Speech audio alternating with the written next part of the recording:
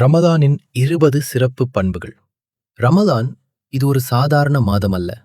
இது நோன்பின் மாதம், பொறுமையின் மாதம், அல்லாவின் அருளால் நிரம்பிய மாதம். இந்த மாதம் பிறை காண்பதுடன் தொடங்குகிறது. சொர்க்கத்தின் கதவுகள் திறக்கப்படுகின்றன, நரகத்தின் கதவுகள் மூடப்படுகின்றன, ஷைத்தான்கள் சங்கிலியால் கட்டப்படுகின்றனர். ஒவ்வொரு இரவும் அல்லாஹ் சிலரை நரகத்திலிருந்து விடுதலை செய்கிறான். நம்பிக்கையாளர்களின் ரிஸ்க் அதிகரிக்கப்படுகிறது. நம்பிக்கையுடன் நோன்பு நோற்றவர்களின் பாவங்கள் மன்னிக்கப்படுகின்றன. இரவு தொழுகைகள், தராவி, துவாக்கள் இவை அனைத்தும் மன்னிப்பிற்கான வாய்ப்புகள்.